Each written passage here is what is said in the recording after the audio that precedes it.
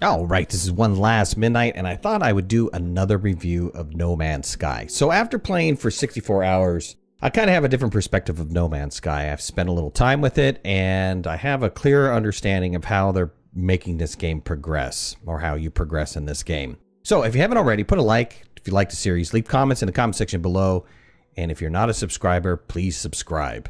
So let's get into it. Really, this game is about getting your upgrades. So there's an enormous amount of frustration in the beginning of the game where there's a constant repetition of having to mine and having to refuel stuff. Well, that still exists, but it gets better as you get deeper into the game. So as you start generating a little bit more money, and as you start getting a new ship, and as you start getting enough nanite clusters that you can start upgrading your gear, it does get a little bit better. Generating money, probably the easiest thing to do is find yourself a freighter. You get your first one for free and start doing freighter missions. You can pick up missions that wind up giving you like 3 million for superconductors or hot ice that'll give you another 3 million. So pick up those. You know, the ones that you fight in space where you're fighting some sort of space bandits, those are a little bit tough for your beginning ship, but you could pull them off. You just have to have enough sodium on you to be able to recharge your shields, and they pay pretty decently. They give you a bunch of nanites, or they give you these superconductors and hot ice or whatever else that's worth a lot of money. The nanite clusters are really where it's at. That's where you're going to get the upgrades for your ship, or the upgrades for your exosuit, or their multi-tool. And really, you know, I found out in the beginning that everything is so slow, and it is slow, but once you start getting the upgrades, it's still slow, but it is a little bit faster than vanilla, right? Starting off from the beginning and having nothing. So you'll wind up finding these upgrades for your tools, for your scanners, these S-Class upgrades, and you can put multiples on there. The interesting thing about the S-Class scanner upgrade is that it also gives you an additional percentage to the amount of money that you make for scanning. So if you can see in some of the video here, I'm making over 100,000 up to 300,000 off of one individual scan of a creature, and somewhere between the neighborhood of like 60 to 100,000 off of a scan for a plant. You can accumulate money pretty quickly that way by going from planet to planet and just scanning stuff. Now, it's not terribly fun, but once you start adding in some of the quests from the freighter and also stack those on top of some of the quests from the space station, then you're actually starting to generate some cash, and you're starting to generate enough nanites that you can easily start upgrading things. But my main point with the upgrades is that these upgrades wind up giving you increased fuel efficiency, decreased scanner time, increase of your life support oxygen, or other kinds of various bonuses. So really, getting these upgrades speed up the process of playing the game. You don't wind up fueling items so much. You don't run out of oxygen so quickly. You don't scan as slowly. These are really important to make the game play a little bit faster, and frankly, to be more enjoyable. Also, as you increase your warp engine to the next and the final level, you can actually go to planets that have a higher concentrate of the next level fuel. So for example, the pulse engine takes pyrite as a fuel, and you wind up using significantly less pyrite as opposed to the other fuel choice, or the lower density fuel choice. This is true for most of the other tools that you use that have a secondary fuel, and it actually, you wind up spending a lot less time mining stuff than you normally would if you didn't have these upgrades and didn't get farther out into space. Here's the catch to all this, though. As you start getting more money and more nanites, you wind up buying better ships, maybe an S-Class ship, or you wind up buying a better multi-tool or finding a better multi-tool, and then you have to start this process all over again.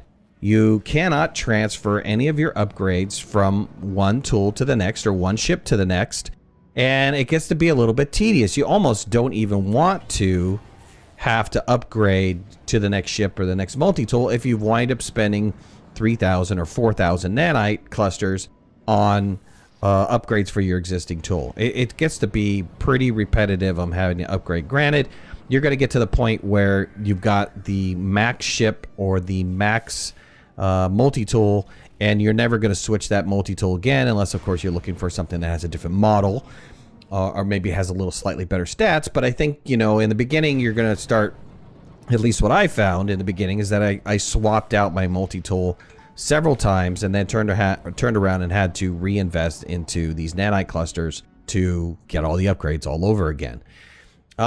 Getting an S-Class ship is pretty simple, or there's an easy way to get an S-Class ship, and that is you find a broken hauler or a broken ship, look for a distress signal, you'll find a broken ship, just fix the 2 engines, the pulse engines and the thrusters, take it to either a space station or take it to some sort of trading depot, and then start looking for ships that you want. You can find your S-Class ship pretty quickly that way by scanning ships as they land. You don't have to go up and interact with them. You can use your scanner, your vision scanner. You can see exactly what value they are, and then you can make a decision whether I want to buy it or not. Now, of course, you're probably going to have to work up some cash before you wind up doing these large transactions, but it is definitely worth it to get yourself a pretty decent broken hauler or broken fighter that has a lot of cargo space on it, and then swap it for something either that's working or something that is really a B or an A-class ship or something that you could afford.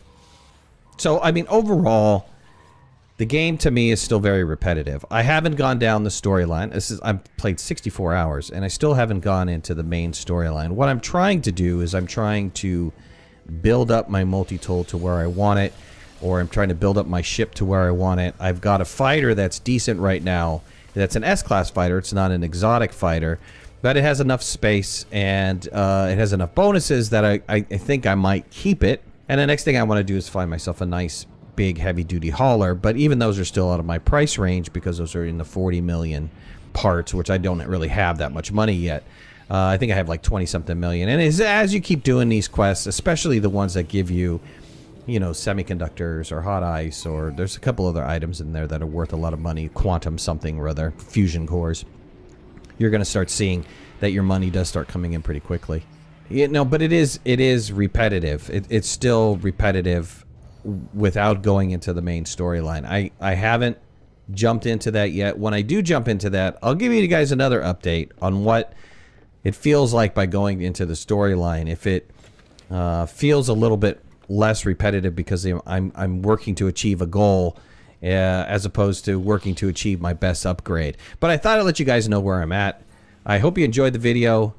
I'm going to continue to keep posting No Man's Sky's videos, my progress that I've done so far. I've done a lot off screen, only because it's just a lot of back and forth and a lot of mining and stuff like that. But I'll be doing some more videos as you guys can see me progress in the beginning, and then I'll start doing more recent videos where you see what my current gear is all set up to.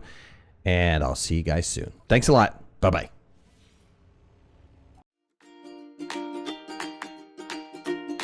Thanks for watching. Please remember to hit that like button if you like the video, and subscribe to our channel so you can stay on top of all of our latest video releases. I release content almost every day. We'll see you guys soon. Bye.